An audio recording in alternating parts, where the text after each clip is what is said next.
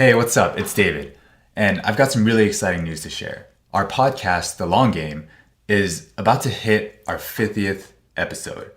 And that's exciting because most podcasts don't even hit 2 episodes. So we're really going to celebrate. And to celebrate, we're going to give away a lifetime access to our Content Strategy Frameworks course, currently valued at nearly $1,000.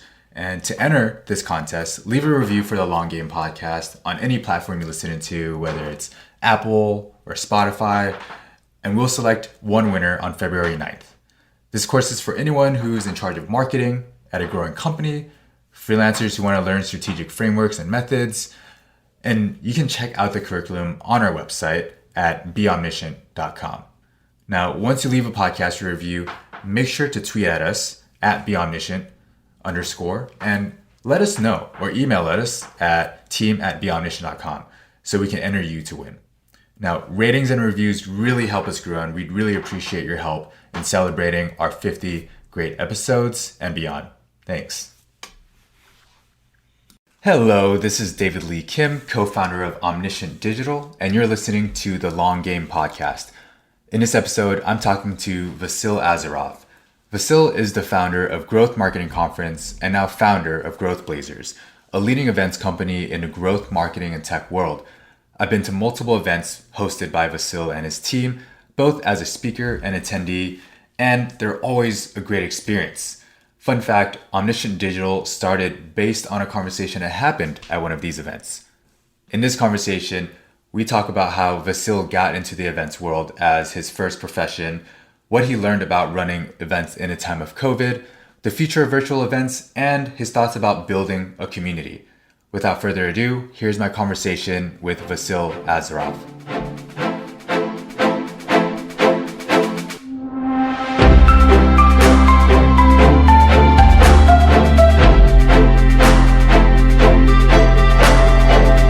All right, Vasil, it's great to have you on The Long Game. Thanks for making the time.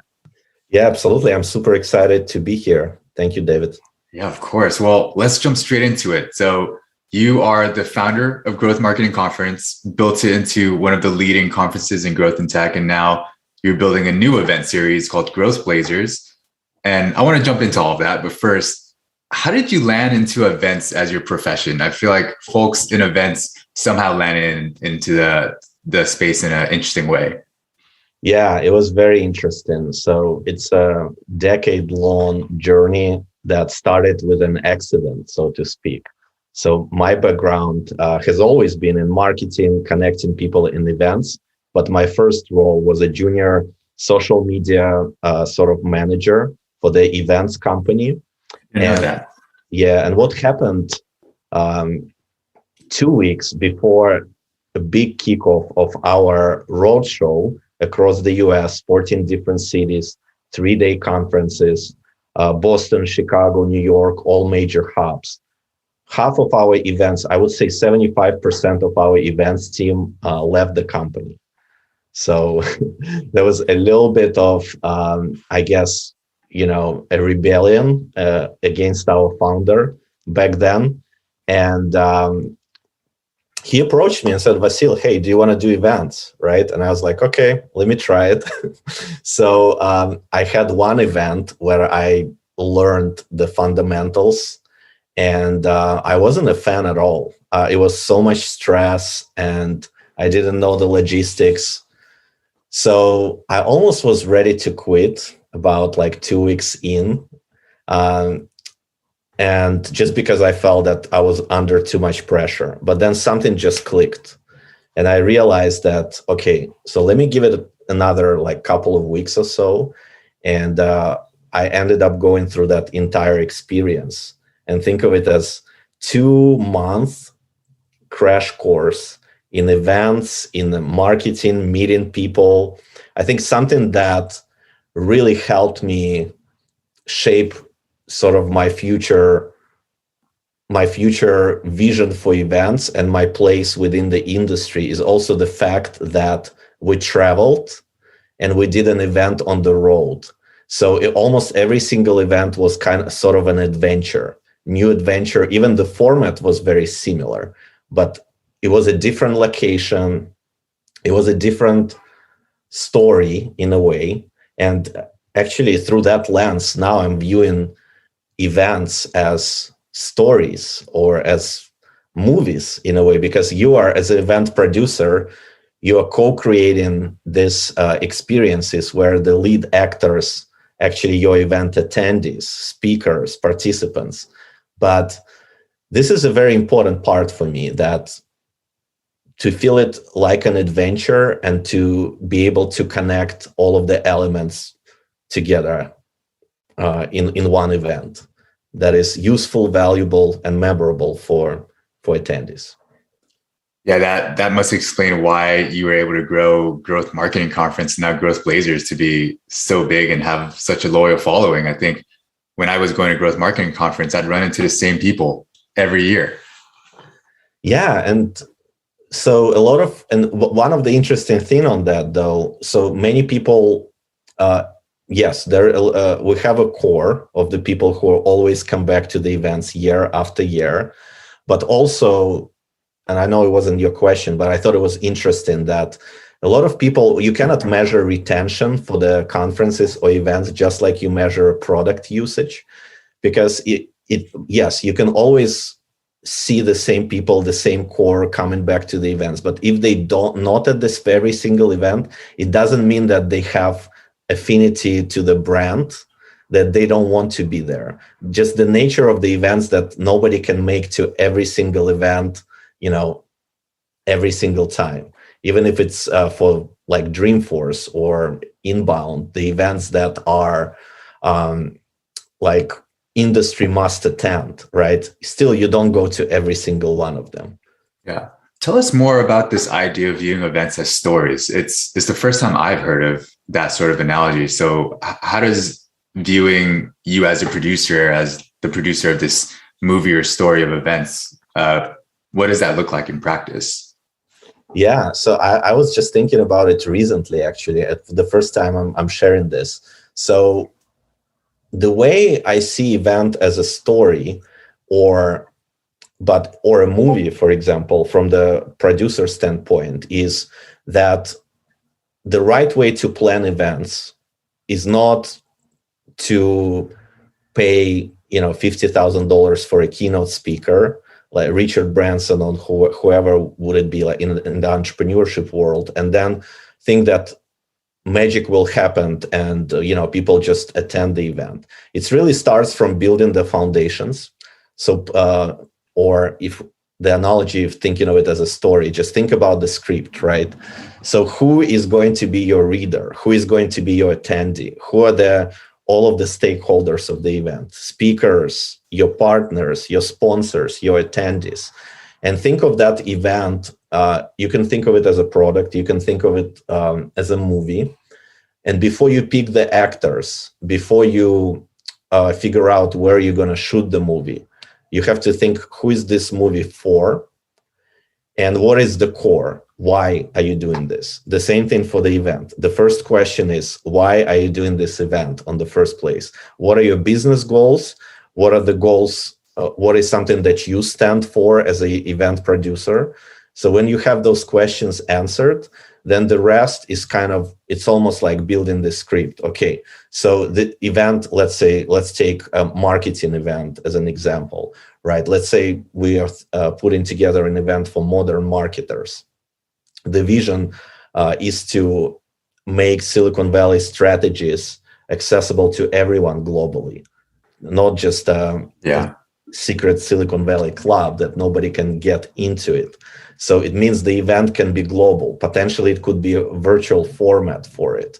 What kind of people would you like to bring who are open to share, who are also open to, if you're a speaker, who are open to get off the stage and participate in the networking with the attendees, not somebody who will take the private jet and fly away from that event right away. So all of the things matters. If the event is upscale, if you target customers from Fortune 500 companies, right? You host it maybe in the fancier hotel. You create an experience. You don't bring them to a small co-working space or to the bar. On the other hand, if you're doing a startup event, that's a totally different journey that you're going through. So just to summarize, is thinking about it at the very core as a script, or you write the scenario as a producer. But something that is also fascinating for me is that this is actually connected with reality, and you're actually building the future. You're building these magic moments. It's not the movie that people are watching and can resonate potentially, but some people would meet at your event and they would learn something that would help them land a new job. Somebody would literally hire several people at the event. So, and you as a producer of the whole thing, if you do everything right and you facilitate these connections, you actually changing the lives. So that yeah, you're describing the experience I had at Growth Marketing Conference. I mean, I don't know if I told you how we ended up doing this agency, but I think you know my co-founder Alex and Pep from CXL were sitting at the bar at the venue, and we just came up with this business idea, and here we are a couple of years later doing it. So what you're saying is actually playing out, and I imagine I'm just one of many stories. And so you bring up this in-person experience of meeting, and the idea of also making all this information accessible, so it might be global as well. This, of course, kind of leads me down the path of COVID and everything affecting the event space in 2020. I know we had a conversation then, but how did that impact how you were thinking about events at the time, and how did you pivot and adapt? Oh man, this was like the toughest year that I ever had, probably as an entrepreneur, as an event producer. So I can try to identify some of the sort of to walk you through my thinking process and the whole how things unfolded back then. So in February, I think this is where everybody became the whole industry got alert about COVID in general, but nobody really knew if it's something that will disappear before the summer or it's going to be here to stay. So, and it was so sad to see some of the largest events, shutting the doors, and just knowing how much it takes to plan the event for the entire year. I was watching these events that literally had to refund all of the tickets, sponsorships, and some of them went out of the business too. But I was sort of optimistic myself, because we usually do events in December. So I thought like, okay, we're sort of lucky, and we're just gonna wait out. We had to cancel our small executive event around March or so. So we thought, let's just wait. But closer to about summer or so, this is where, this is real, right? And I had to make a real decision whether, we're just going to wait a little bit longer. Company lost, by the way, its revenues from sponsorships that we usually would get in the first couple of months, I would say by 80%. So we were working on the big road show that's supposed to happen. We would work with a partner to take our mixers to 9 different cities. We almost had a contract ready to go. So that fell through. All of the sponsorship contracts for the end of the year conference, they were put on hold. All the budgets got frozen. So it's really, and plus, we had a very small lean team, but still usually what ended up happening with that one big conference at the end of the year, last 3 months is when we generate 80% of the revenue. And then we know that it's sort of a slow time of the year, but at least we can estimate that at the end of the year, based on this sponsors that would come in, based on the tickets that we'll sell, we generate that percentage of revenue. Now we had like peanuts. So the goal was, there were some thoughts completely, to shut down the business right away. I had those thoughts as well. Wow. And what made you decide to just power through it? Because that's such a big decision. What was your calculation there? Well, to be honest, is just personally, I couldn't imagine doing anything else. So I was like, okay, so let's see. And, maybe like going to shut down this business. Maybe I'll get a job. Maybe I'll start something new. And I was thinking, what else can I do? What else? I'm sure I could have found a job if I want to. In fact, when I mentioned to a few people about my thoughts, I didn't even tell the team back then because there's so much that was going on in my head, but I knew that my priority would be first to take care of the team and make sure that they've been taken care of. But still, on the back of my mind, I had that thought, okay, if I would have to do something else, what can I do? And I was like, okay, I'm probably going to eventually start a new event or build a new community, right? So, yeah, and that's exactly what ended up happening. But between these doubts and everything that I just described, also there were several attempts to build the virtual events arm and transition our in-person revenue model into virtual space, which was very tough. And I know I read the research. I think only about 15% of all event organizers in 2020 were able to figure out how to make money with virtual events. And I think we were one of them, but not at the scale to justify like continuing with the same business in a way. So down the road, it took us probably a year and a half overall to figure out that model right now that we're running at Growth Blazers. And one of the biggest takeaway was that if you cannot run in-person events, so if you have virtual events, if you do them on an ongoing basis, there needs to be a space where people can engage or they can learn outside of just virtual event environment. And that's where that idea of community came about that would connect virtual events with by also providing a platform for attendees to engage. And now hopefully as in-person events coming back, which I'm super excited about, it will be more of a hybrid type of environment moving forward. Yeah, that's really interesting. I imagine when you're switching to virtual events, it must be harder to try to replicate the magic that you would create with in-person events. How did you reconcile it? Personally, I would be a bit annoyed if I couldn't kind of create that same experience for people anymore. So, yeah. I mean, how did you work around that? What were the things you tried?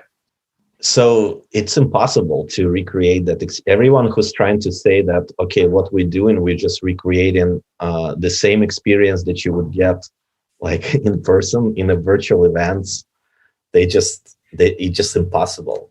You cannot do that. So, but that being said, there's definitely some benefits of the virtual events that in-person events would never have as well. So it's not that now I'm seeing that virtual events will never go away. They're here to stay. But again, going back to that idea of writing your own script for the movie, for the product, for the community that you build in, just understanding what are you building exactly. You can utilize virtual and in-person or maybe even hybrid component by providing value to your community, to your audience in different environments.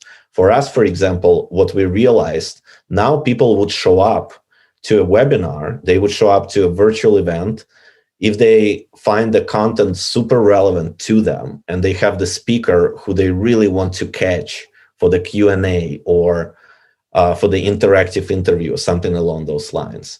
That would happen more likely than people would travel for a conference and they would sit in the audience, potentially even wearing masks and like watching somebody speaking from the stage. I would rather not do it. On the other hand, I know there was at some point during pandemic, virtual networking, in some platforms like, how do you call it? Lunch Club is one, I think.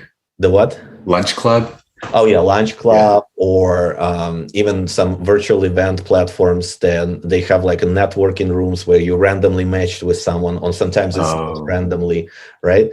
So this is now I'm seeing as in person is coming back.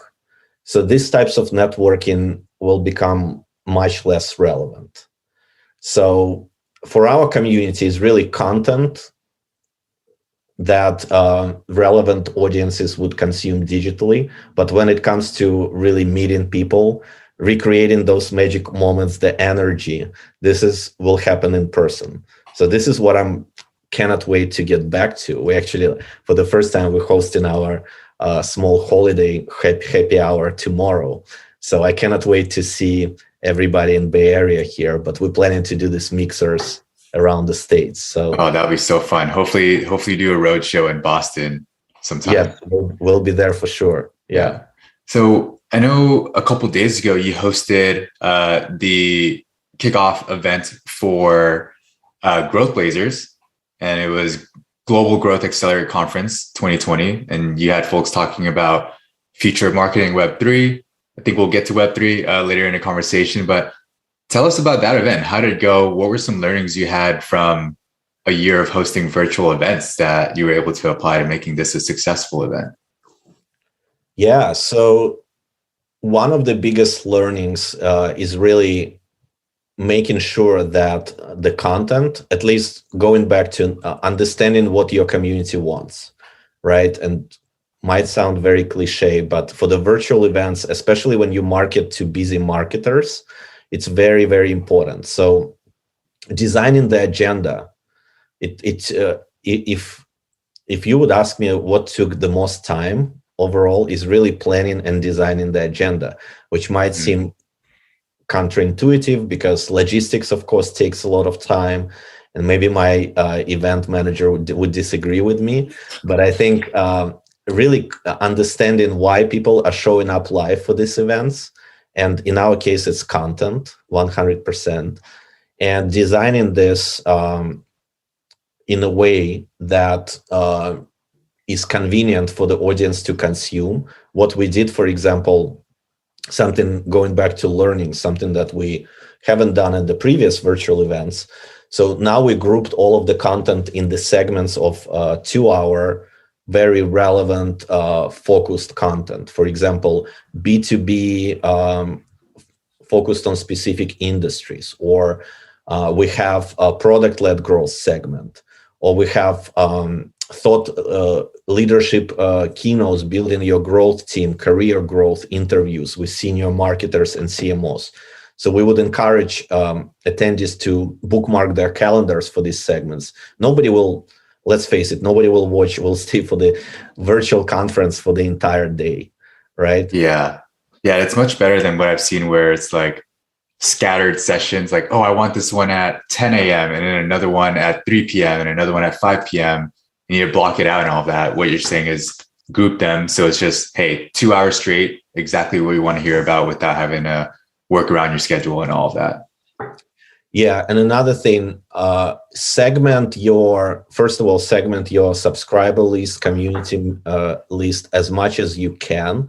Get to know your members, not just by, the company size, all of this, like geo, where they live, but if you have information about their specific challenges, you can get them into small groups, and you can send recommendations to watch specific sessions, almost like a watch party with a group of attendees who face a similar challenge. This is actually the best way to build the community down the road, because if people were able to connect over experience, and then they would want to continue continue that conversation in small groups or something along those lines. So, and we took a first stab at it. We didn't do a good job, like we did okay job on it. So it's something that we will be improving on. But this was one of the biggest learning, that we got some positive feedback just by trying to do that. I don't know if you remember at the conference when you joined us, we also hosted speaker dinners when we would select people based on who they are and put them at the table of 8 other people. And I would spend like hours trying to figure out, okay, David, he might want to meet that person. Okay, maybe they have similar backgrounds. They do speak. I remember that. Yeah, that was cool. So this is actually my favorite thing to do, just in general. So yeah, I would spend like hours on Just matchmaking. exactly, Yeah. exactly. Yeah, it's so interesting hearing you say all this about virtual events. I remember a couple years ago when I was still in marketing, a lot of us were saying like, "Oh, webinars are so old school. They're dying. Who cares if no one wants to sit for a webinar anymore?" Here we are a couple years later, and it's like it's a proven model that people are still interested in. It seems like it's the content you're saying, but you've mentioned community a couple times now. How have you been thinking about building community around these sort of events? Yeah, and I want to quickly comment on the webinar fatigue, and that webinars are dead in general. I think the fact that what COVID enabled us with is the new technology. We had so many new players that came into the space, including Zoom, or even though Zoom started before that. But really now you can turn your webinar into interactive Q&A with attendees by, for example, limiting attendance to 50 people. And then after the interview is done, you can break everyone down into groups of 5 so they can discuss key takeaways. So this format wasn't at least popular. Maybe it was possible before, but there are so many technology solutions that now emerged that help us make these webinars more interactive. But yeah, the important part, it needs to be connected to the very relevant content. But transitioning to your community question is really community building in comparison to events, if we just draw parallel, regardless of they're in person or virtual. When for events, what is the most important is to make sure that there is a purpose or goal for the event, the reason why you're doing it. It's very high impact, and it's about creating an experience. Community is a little bit different because they're really revolve around people, their core beliefs, who people are long term. So it doesn't have to, events amplify communities, but you don't have to necessarily have an event for people to connect over their beliefs. It's almost like a little bit more of ongoing. So it's more about values, core values and beliefs, what you stand for. Events are more about the goals. So I think those two, the combination of both is really, especially for us, we always build event-based communities. So events almost like a catalyst to activate community members. But then communities are spaces where after they activated, there's a conversation happening, regardless of whether there's event or not. Yeah, that's really interesting. Yeah, I want to ask you more about that, creating that space for conversations. When I think of communities, I think of all the graveyard of Slack groups I've been added to over the years that kind of either are not active or people just self-promotion, or like Facebook groups as well. So what does it look like to create that sort of space for community and conversations? Sometimes, and again, this is very recent thought, you don't really need necessarily to have that space or platform to have a community. You can have a newsletter, right? And if it's really engaging, it might seem like it's a one-way communication, but it's community is about the sense of belonging and also about utility in a way, and it's about your community members helping each other. So, and it doesn't necessarily have to be shown like and displayed, put on the public display. So I would say that the value of community doesn't have to be measured by the number of Slack messages or like engagement on Slack, because different communities would interact differently. What's the most important part is the cadence and the depth of all of these conversations. So I agree. Some people are challenged by, I'm a part of tons of Slack groups. We created our own Slack groups and we eventually shut it down because the engagement died after the conference. And we need to, the most active communities are where the right people are added to that community at the right time with a purpose. And there is also enough critical mass for them to get to engage. That's what I realized recently, especially after reading Andrew Chen's book, The Cold Start, which I highly recommend. He spoke at our events. I just ordered it on Amazon, so I'm excited for that. It's been all over my Twitter feed. Yeah, it's. I'll send you the interview with him. What he said is very interesting, and there's a lot of parallels between communities and network effects. Yeah, in general. So made me rethink the entire community overall concept. But it's going back to conversations. It doesn't have to be Slack. It doesn't have to be Discord where you have these conversations. It needs to be some kind of a cadence and connection between your community members, and them independently from you, because otherwise it would be just one-way communication. Yeah, this is, now that you frame it this way, and I'm learning live right now and trying to explain my thoughts, is when I think of people who've built community really well, or people like, maybe you heard of like Cody Sanchez, Eric Sue, Ramit Sethi, where they have a newsletter, and it's the people who follow them or subscribe are people who have similar values, as you said. And I think Cody just hosted her first event in Austin, got a bunch of attendees. I know Eric's been hosting his events now that they're allowed to, and got a bunch of attendees, not because they've all already known each other, but because they have shared values and they all follow Eric and he has the same values. So they come expecting to meet others with similar values.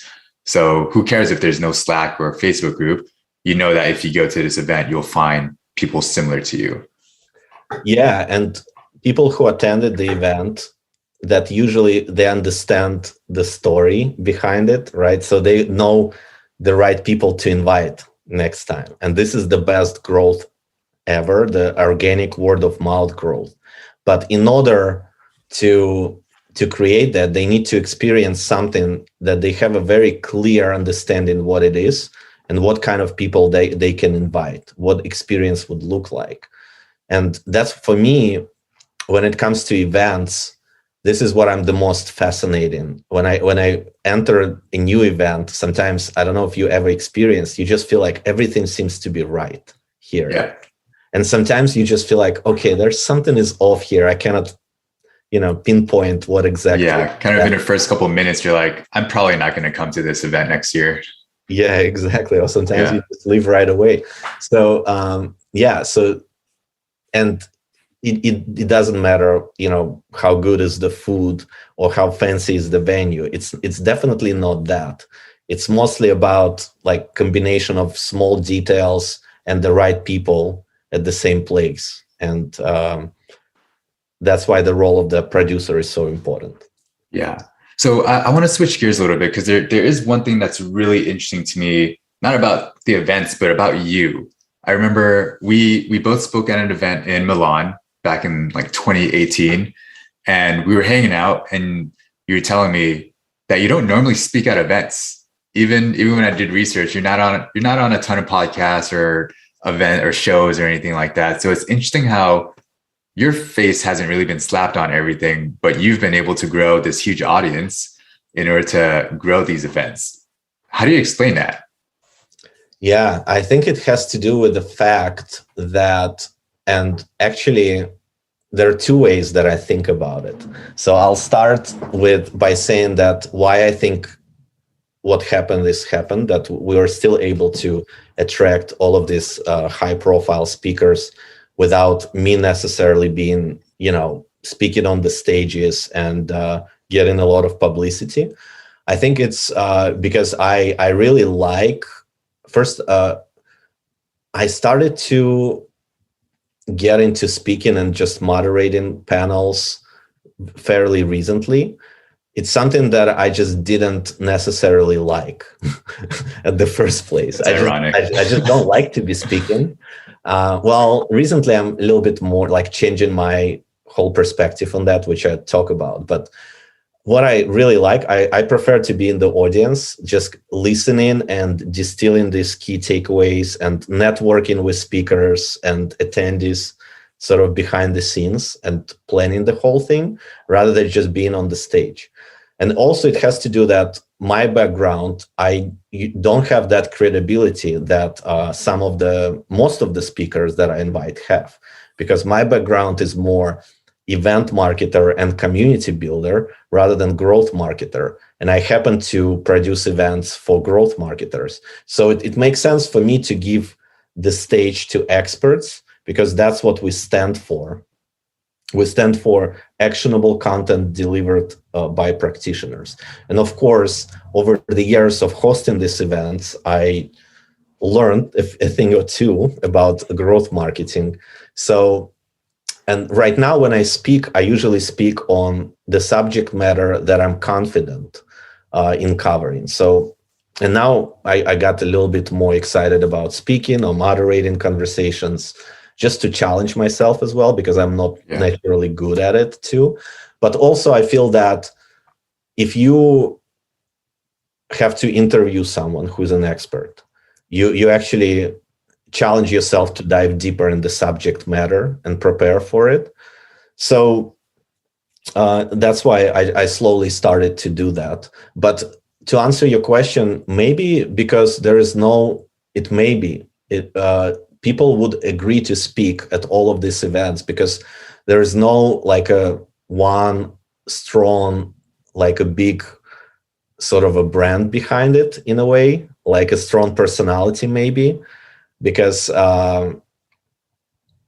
but rather than trying to enable all of these speakers, very often competitors, very often have those who have different points of view, but what unites them all, that the fact that they're growth marketing practitioners, all share the stage. And also the fact that there is no other product for our community. There's no software product. We're not a customer conference. Besides, the product is actually a conference and the community. So that's how we generate revenue. Maybe that's another reason why. But that's the best I can answer that question. Yeah. What changed your mind about wanting to now kind of come onto podcasts and do more moderating? You mentioned you wanted to challenge yourself. What changed in your thinking there? Yeah, because one of the things is that if you would want to develop your expertise, you have to learn from the best. And in order to really to learn from the best, you need to be able to speak their language. So, and the best way to learn, in my opinion, is to learn directly from speakers and from guests. So if I'm the one who's interviewing, as opposed to just listening to the interview, I would spend much more time preparing for it, understanding the subject matter, rather than just being a listener in the audience. But that being said, I'm not going to be the one at every single conference moderating every single talk. What I'm trying to do still, if I recruited a speaker, in fact, even for Andrew Chen, I try to get somebody who intimately understands network effects. So I try to get speakers who could do much better job than I would on that subject matter. But now I handpick only topics related to community, maybe demand gen, maybe event marketing, maybe field marketing, where I consider myself a subject matter expert that I would moderate. So yeah, I guess on one hand, from selfish perspective, just to learn. On the other hand, it always helps when you get interviewed to build your personal brand a little bit more. And I'm not doing it like all out, speaking at every single podcast, but I think everywhere, whenever it makes sense, and if the topic is something that you're passionate about, why not share it with the audience? So yeah, that's great. I love it. And so now I'm starting to hear more people wanting to host events. So what advice would you have for people or companies hoping to host their first event? Yeah. So number one advice would be, again, to understand why. Why are you doing this? What are your objectives? And it's okay if you are generating revenue um, from it. Do you want to just throw one event and make money, which is absolutely possible, right? And or if you're thinking about it as an event series, and then have sort of a long-term play for the event, transition it into the community. So my number one advice is to clearly understand what are your goals. And the way I would do it, okay, I'm building this event to, let's say, connect and empower content marketers, for example. And we are planning to organize this event 6 months from now. You need to have a date, right? And we want to get 300 people in person in Boston. So when you already have this like clear understanding, okay, why are you doing this? What is when the event, how many people, then you reverse engineer the timeline on how you're going to get there. So then I would ask the questions how this event would be different from all other events that cater to the same audience. Experience really important for the in-person event. And when you nail down that unique value proposition, what is the event is all about, who is it for, only then you should start thinking about everything else like speakers, sponsors, marketing, website. All of this is secondary, which is, I see that beginner event organizers tend to start with that, right? Like, oh, somebody wants to sponsor this event. Why don't we do event because they want to sponsor? Or, I just met that great speaker who agreed to speak. Why don't we invite him like, and build event around it? So this is the wrong way to start thinking about it. Or let me blast my email list about the event when I don't even have a concept of what I'm going to put together. So yeah. It's fascinating how when you ask people who have done something for many, many years, who you'd consider an expert, the answer for advice is always get back to basics. Like it's a newbie mistake to jump straight to the flashy things or the tactical things. It's always what's your goal? Why are you doing this? Who are you serving? And once you get that, everything seems to flow from it. So it's interesting to see that applies to events, not just things like marketing or product development. Yeah.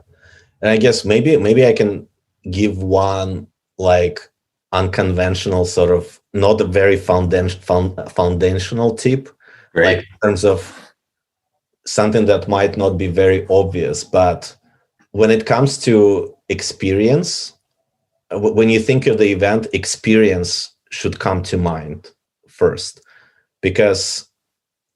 and when you have this goals, purpose, why are you doing this, who are you serving, right? What is that experience what is that magic moments that you're going to create, whether it's virtual or in person? So this is also will dictate a lot of things for events specifically. Yeah. And so I want to change a little bit into something we had alluded to earlier around Web3 and a little bit of crypto. I saw you have a line on Twitter. So tell me about your interest in crypto. How does it tie into what you're doing with events and community, if at all? Yeah, so I'm very much beginner when it comes to crypto, NFTs, and learning about Web3 in general. So my journey has started by randomly hearing Hitan Shah on one of the podcasts talking about that he got himself a lion, and his horoscope, he's Leo, and myself too. So I actually, not necessarily that I'm crazy about horoscopes or anything like that, but it's a little bit significant in a way. So I just went and looked up that collection. I had no idea what it's all about. I looked at the roadmap and I clicked on Discord. I joined, and it seems like the community was very engaged. But my biggest belief is really, in order to commit to something long term, you just have to do it or like learn by doing it. So I went ahead and bought myself a Lion, and I knew that if I'm going to buy it, I actually would allocate some time to learn about this world. So this was my first step, and that's how my journey started. And eventually, everybody started to talk about that bridge, Web3 communities, and the transition, that the future of the communities would be all very much different. How Web3 will change the game. And I started to join more Discord groups. I listened to Eric Sue conversations. He posts a lot of content on it. He spoke actually at the most recent event as well. But what is interesting for me about events and about communities, the more I'm understanding where we're going with all of the Web3 opportunities, is really that now when community members can become owners, we don't need to, as community builders, we don't need to focus as much on growth or engagement. Because if you own something, in the same fashion that I bought this Lion, right? I'm curious about it. Like I put my money towards it. So I'm owner in a way, and I'm a stakeholder in this industry. And now you're going to tell everyone else to buy Lions too. Exactly. Right.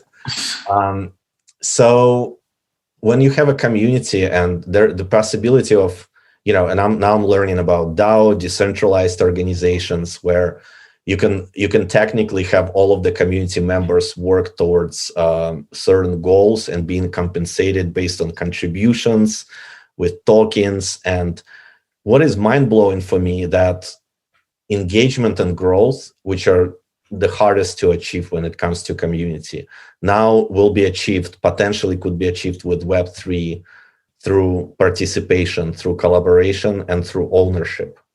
Also on the event side, which is I haven't seen anybody implemented it, and I'm trying to do more research around it, but I haven't seen any event platforms currently virtually supporting Web3 events, so to speak, because now what we are doing as event organizers, like one of the challenges again is to drive the audience to attend the events.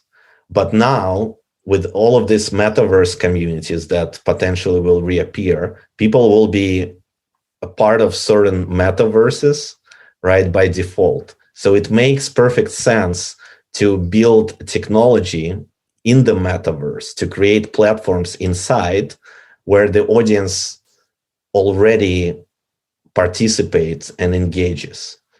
So I'm definitely looking forward to see how Web3 will disrupt the virtual events, not just communities, but this is I mean, it's super interesting. I mean, I follow Eric Sue too, and it's interesting how we're talking a lot about the metaverse and the communities that are built virtually through that, and economic incentives of being an owner in a particular token and getting other people involved as well. But what I'm starting to see as well is like people are doing in-person meetups by nature of having these same tokens. So it's not just a virtual thing where we're all just going to be like living in Ready Player One type universes. It's also people saying, hey, we know each other online and we're both owners of this thing. Let's meet up in person. And I think that's an unexpected thing for me when I wasn't not as educated about this space. I was like imagining some virtual world that people spend all day in, but it's really just another way to bridge internet interactions to the real world as well. Yeah. And if so, the easiest application for me, as now, as we are entering the new post-COVID sort of back to semi-normal environment, the easiest application for me of the Web3 and NFTs and tokens is to create exclusive event series. Because I think what's going to be big is really retreats, exclusive retreats, in-person retreats, founders, marketers, or executives in different kind of industries, and create something meaningful when NFT, whatever is called roadmap, but also reinforce it with regular in-person exclusive events where you can meet these people only if you're part of that club in a way. Yeah. Yeah, it's really cool. Well, hopefully I get an invite of some sort. Yeah. I think I still feel that a little bit hesitant. I know Eric went, he's launching his collection, but I'm currently more of an observer and a student at the moment. Yeah, I mean, from what I can tell, you're always a student, always trying to learn and get better. So I have 3 final questions for you. So these might be a little bit more personal. What's the most impactful piece of advice you've been given? Yeah, the most impactful, I would say that probably in my early years as an entrepreneur, I was always very impatient and trying to push through challenges. And when something doesn't work, I would just try harder and harder and harder. And the most impactful advice was actually from a founder of the first events company, where I learned the ropes and learned about the events. Sometimes you have to push, and then just wait and sort of take a break and recharge. And all of that energy that you spent pushing that boulder up the hill, it's that energy is there. So you just have to recharge your battery and wait.